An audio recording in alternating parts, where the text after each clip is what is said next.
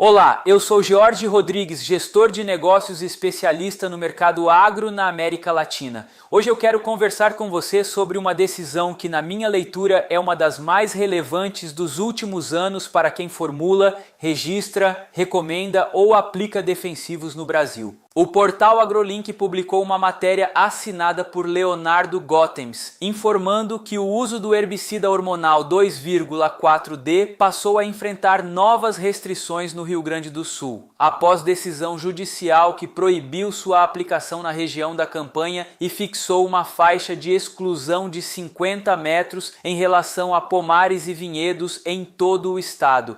Vamos aos fatos com precisão, porque cada detalhe dessa decisão tem consequência prática.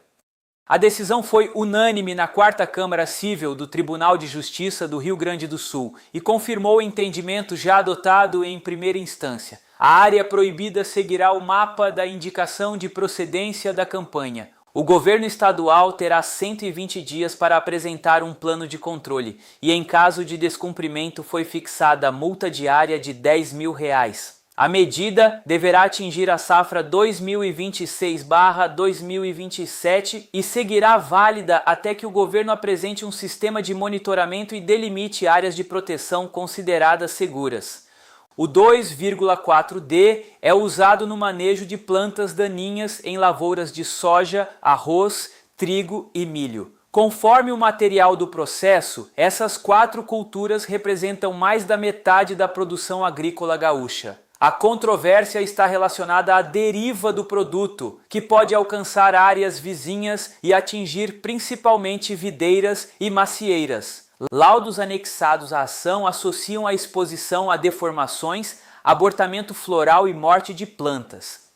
A ação tramita desde 2020 e foi apresentada por associações de produtores de vinho e maçã. A Justiça considerou insuficiente a fiscalização estadual e manteve a restrição apesar dos argumentos sobre possíveis perdas econômicas e competência federal. A Procuradoria-Geral do Estado informou que apresentou recurso e há 2 elementos técnicos no processo que merecem destaque. Um relatório estadual de 2022 atribuiu a queda das ocorrências de deriva à capacitação dos aplicadores e defendeu boas práticas em vez da proibição. Já avaliações reunidas no processo indicaram que os ventos na metade sul dificultam a aplicação segura durante o período de plantio da soja. Ou seja, temos evidência de que treinamento funciona e evidência de que a condição meteorológica regional é adversa. Essas 2 leituras não se anulam, elas se completam. Agora deixe-me traduzir a importância disso para quem faz gestão de portfólio, registro e formulação. Esta decisão é muito maior do que uma disputa regional entre grãos e fruticultura. Ela estabelece um precedente relevante. O Judiciário assumiu competência para restringir geograficamente o uso de uma molécula registrada em âmbito federal, com base em evidência de deriva e em avaliação de insuficiência da fiscalização estadual. Quem trabalha com registro, formulação e posicionamento de produtos precisa entender que o risco regulatório deixou de ser exclusivamente da agência reguladora. Ele passou a ser também judicial e territorial. E o impacto agronômico é grande. O 2,4-D é uma das moléculas mais utilizadas no manejo de dicotiledôneas resistentes no Brasil, particularmente no controle de buva e caruru em dessecação pré-semeadura de soja.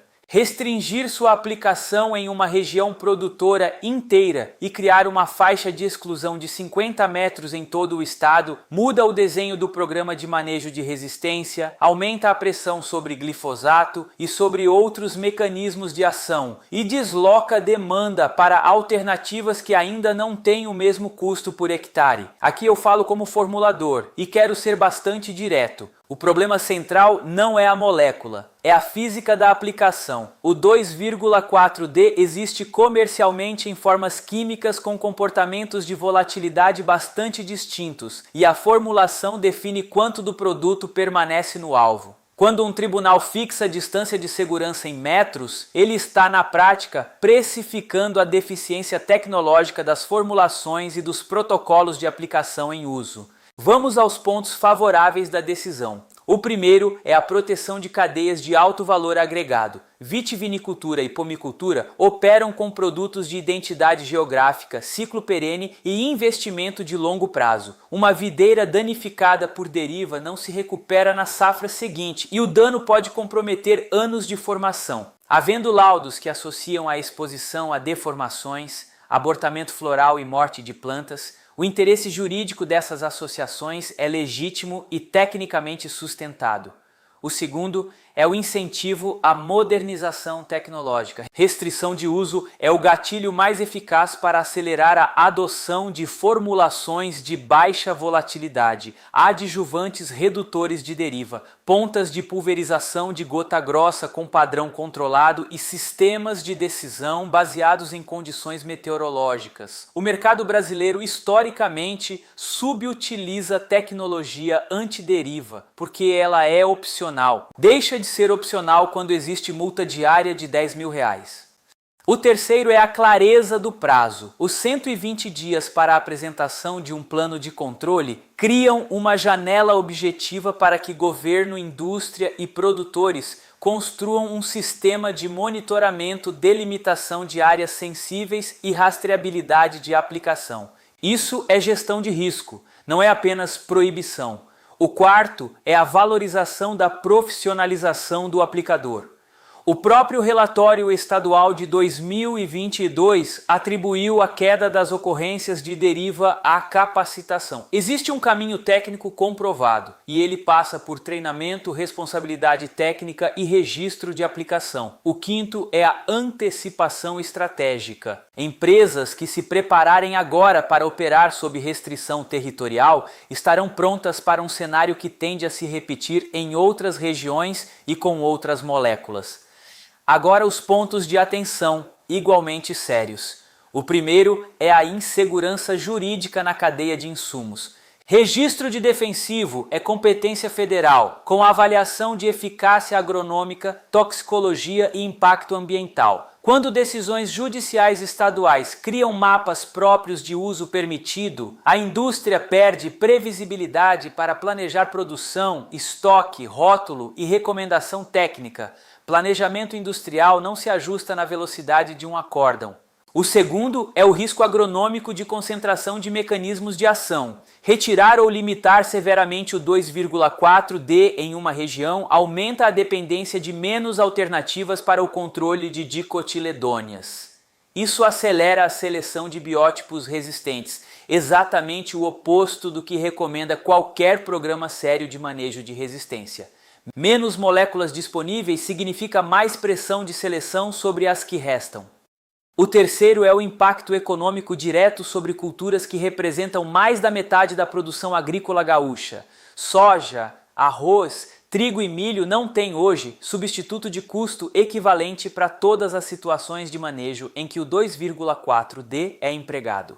O custo adicional recai sobre o produtor, num momento em que a margem já está comprimida. O quarto é a proporcionalidade da medida. Uma faixa fixa de 50 metros aplicada uniformemente a todo o estado ignora a variabilidade real que determina a deriva, velocidade e direção do vento, inversão térmica, umidade relativa, temperatura, altura da barra, tamanho de gota e tipo de formulação. Distância fixa é uma solução administrativa simples para um fenômeno físico complexo. Protege em algumas situações e é insuficiente em outras. O quinto é o desincentivo à solução tecnológica. Quando a resposta regulatória é a proibição territorial e não a exigência de tecnologia, o investimento em formulações de baixa volatilidade e em sistemas de aplicação assistida perde parte do seu retorno esperado. Punir o uso sem premiar a tecnologia que reduz o risco resolve o conflito no curto prazo e empobrece a solução no longo prazo.